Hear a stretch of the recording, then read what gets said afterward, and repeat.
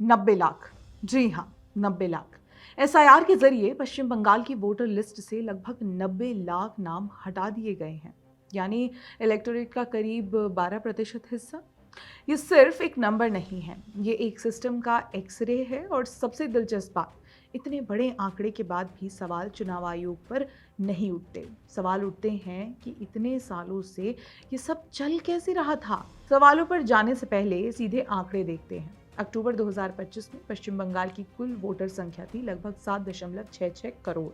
आज ये घटकर करीब 6.75 करोड़ रह गई है, यानी लगभग हर 8 में से एक वोटर लिस्ट से हटाया गया। एसआईआर प्रक्रिया में करीब 60 लाख वोटर्स को डाउटफुल मानकर जांच में डाला गया था। उनमें से 27,16,393 वोटर्स को इनवैलिड घोषित किया है और 32,68,119 वैलिड निकले, यानी हर दूसरा वोटर डाउटफुल निकला। इन्हीं डाउटफुल वोटर्स में से 7 लोगों ने अपील की है, जिन पर 15 अप्रैल तक 19 ट्रिब्यूनल कोर्ट्स सुनवाई करेंगी। अगर आप अपील जीत जाते हैं तो 18 अप्रैल को ईसीआई सप्लीमेंट लिस्ट रिलीज करेगी, उसमें इनका नाम होगा। अब जरा जमीन पर देखिए, कुछ जिले इस सफाई के केंद्र बने। मुर्शिदाबाद 4.5 लाख से ज़्यादा डिलिटेशन, नॉर्थ 24 परगना में 3.25 लाख और नादिया में करीब 78% रिजेक्शन रेट। 78%, मतलब वहाँ हर 4 में से 3 डाउटफुल वोटर। गलत। और यही वो जगहें हैं जहाँ सालों से आरोप लगते रहे, डुप्लीकेट एंट्रीज, इलीगल वोटर्स, यहाँ तक कि मरे हुए लोगों के नाम पर वोट पड़ने तक की बातें। ये स्टैटिस्टिक्स नहीं है, ये पैटर्न है। यकीन नहीं होता? बंगाल की जनता से खुद सुन लीजिए। भुआ वोटर जैसा मिल जाता है। जब हम लोग का वोट आता है तो क्या होता है, जो मरा हुआ वोटर आ जाता है, वोटर आ जाता है वोट देने के लिए। वैसा ही मृत संस्था है। वो जितने भी जो भी डेटा आपके पास है, वो अगर आप देखेंगे तो वो रजिस्ट्रेशन है, मगर उसका क्या फलस्वरूप हम लोग नहीं देख पा रहे, बिल्डिंग नहीं देख पा रहे, क्या इंफ्रास्ट्रक्चर नहीं देख पा रहे हैं, कागजों में है। जब मरे हुए लोग वोट डालने आए तो 80 से 85% टर्नआउट की ऑथेंटिसिटी क्या?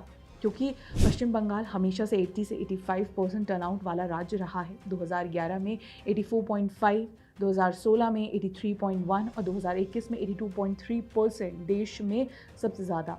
जब वोटर लिस्ट में ही 12% कमी आ गई तो पहले जो परसेंटेज दिखा था वो क्या था? कुछ ही हफ्तों में 27 लाख से ज़्यादा नाम जुडिशियल स्क्रूटनी के बाद हटाए गए, यानी हर दिन हज़ारों मामलों की सुनवाई, वेरिफिकेशन और डिस्पोजल।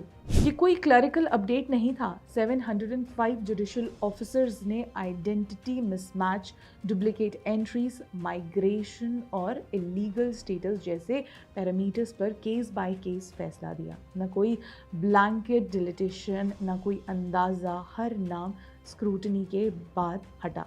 इसलिए ये सिर्फ रिवीजन नहीं, बल्कि लोकतंत्र की इंटीग्रिटी को बचाने की ज़रूरी कार्रवाई है। और जब सिस्टम इतनी स्केल पर करेक्शन करता है तो वो सिर्फ डेटा क्लीन नहीं करता, वो सालों से बने एक पूरे इकोसिस्टम को एक्सपोज कर देता है।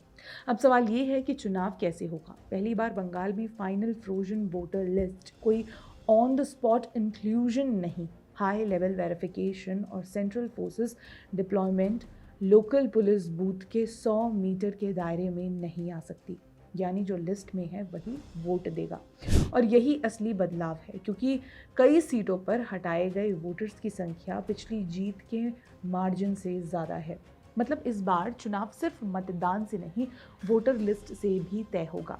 तो अब असली सवाल उठता है, जब फर्जी, डुप्लीकेट और डाउटफुल वोटर सिस्टम से बाहर हो गए तो अब राजनीति कैसे होगी? क्या वही 80 से 85% टर्नआउट फिर दिखेगा, या अब सामने आएगा रियल बंगाल वोटर?